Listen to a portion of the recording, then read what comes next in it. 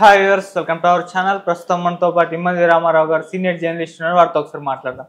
Sir నమస్కారం. Sir నమస్తే అండి.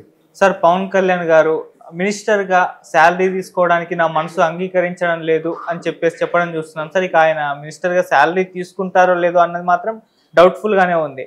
మరి ఎందుకు ఇటువంటి నిర్ణయం తీసుకున్నారు? అసలు ఈ స్టేట్మెంట్ ఎందుకు ఇచ్చారు సార్? అసలు ఏంటి సార్ పరిస్థితి? మీ ఒపీనియన్ దీనిపైన? అంటే నేను శాలరీ తీసుకుంటాను అని చెప్పిన మాట ఆయన తాలూకు నిస్వార్థమైన మనసుకు తార్కాణంగా ఉంది.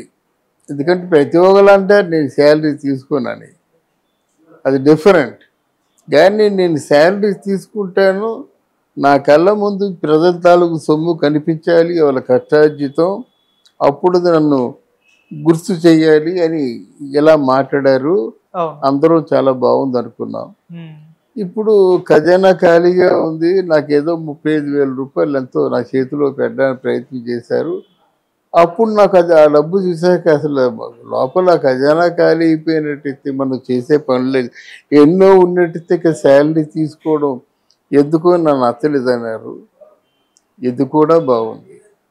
కానీ ఒకటి మాత్రం మనం చూసుకోవాలి, అన్నం రోజునే ఆవకాయ, అన్నప్రాసన రోజునే ఆవకాయ తిన్నట్టుగా ఉండకూడదు. ఎవరైనా ఏదైనా సమస్యలు ఉంటే 1/1 ఇప్పుడు 1వ తారీఖున పెన్షన్ మీ ఇళ్ళ ముందుకే వస్తుందని చెప్పారు ఇద్దరు సీఎంలను, ఉప ముఖ్యమంత్రి గారు.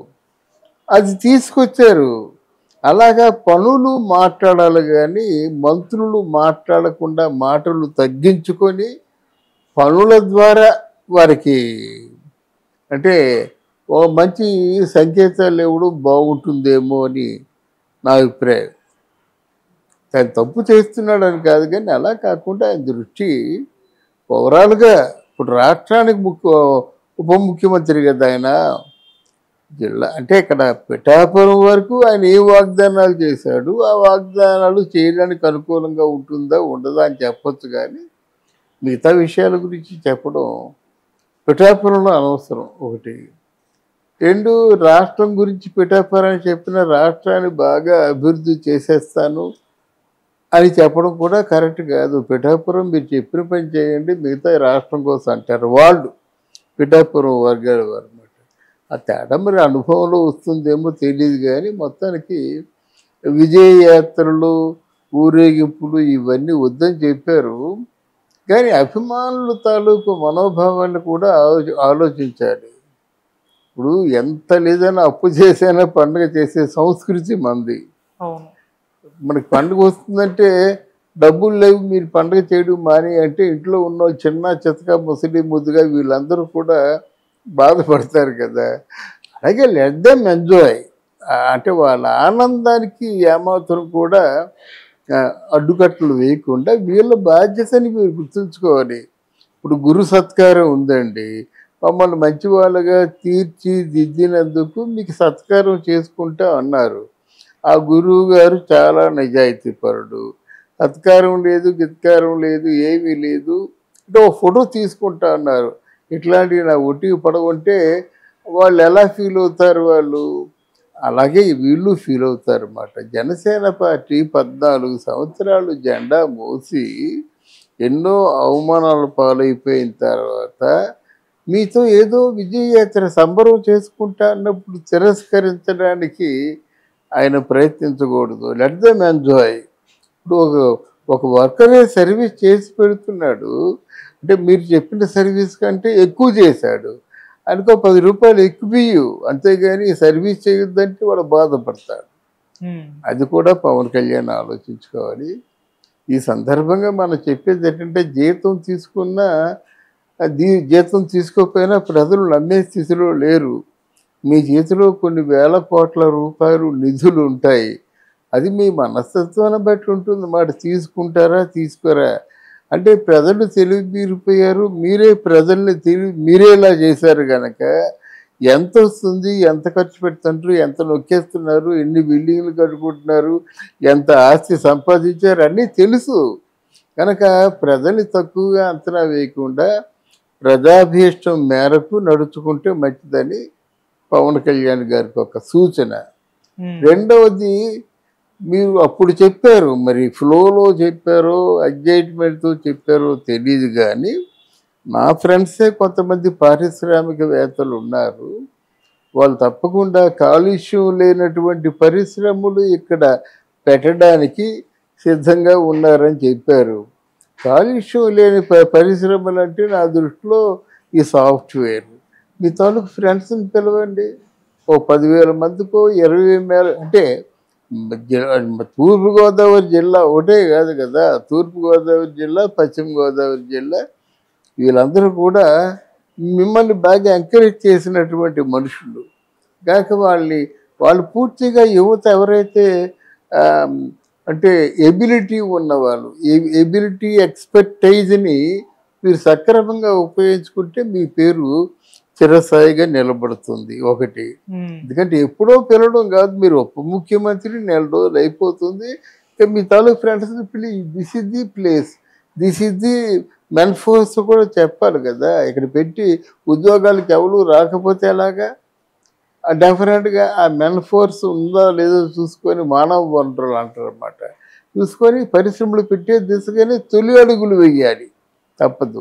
తర్వాత మీరు అన్నది ఏంటంటే ఆ 2 గుళ్ళు, దత్తస్వామి గుడి కానీ ఇక్కడ కపిటేశ్వర స్వామి గుడి కానీ ఇవన్నీ ఉన్నాయి కదా, దుర్గామాత దర్గా ఇవన్నీ ఉన్నాయి.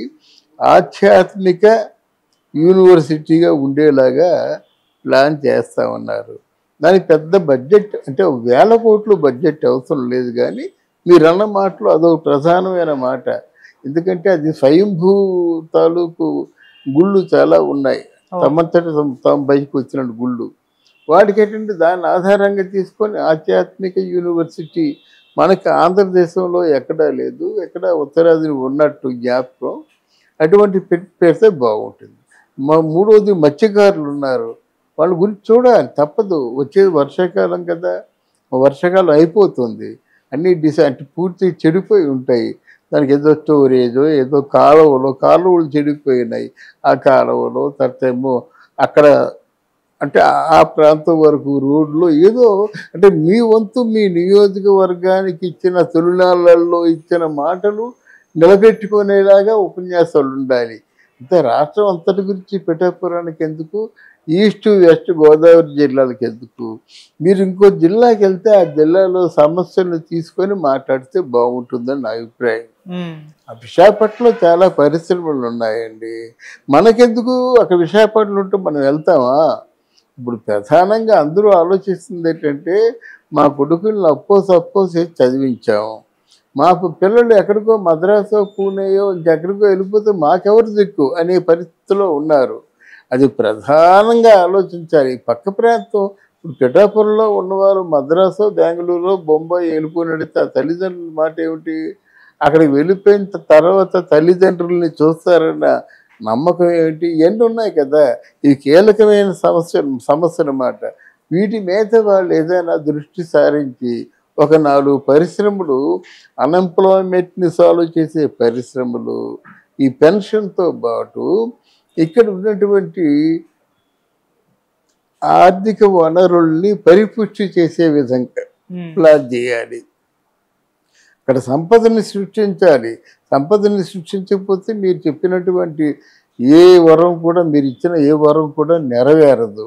ఆ సంపద సృష్టించే మార్గాలు మీరు వెతుక్కుంటే బాగుంటుందని నా ఆలోచన. రెండోది ఏంటంటే జీతం తీసుకుని చెప్పారు, కరెక్టే, బట్ మీరు ఇచ్చిన మాటలు మాత్రం మీరు నిలబెట్టుకుంటే బాగుంటుంది. తర్వాత ఏంటంటే వర్మ గారిని మంచి ఒక పొజిషన్లో చూస్తూ ఉన్నారు, ఆ పొజిషన్లో చూస్తే మీ మాటకు ఒక అర్థం ఉంటుంది. మూడవది మీ సైనికుల గురించి మాత్రం మీరు మాట్లాడాలి. అక్కడ సైనికులు వేరే మనుషులు కాదు, మీ జనంలో ఒకరు వాళ్ళు. అందువల్ల సైనికులకి, జన సైనికులకి తొందరలో ఈ ఏర్పాటు చేస్తాను అంటే వాళ్ళకి ఒక ఆనందం కదా.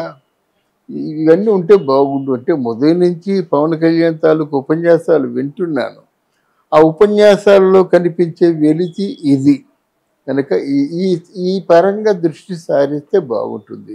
తర్వాత ఏంటంటే తొందరపాటు రాజకీయాల్లో పని చేయదు కనుక ఆ స్పీడ్ని తగ్గించుకోవాల్సిన అవసరం కూడా పవన్ కళ్యాణ్కి ఉంటుంది. అన్ని అన్నప్రాస రోజునే ఆవకాయ తినేద్దామంటే అవ్వదు కనుక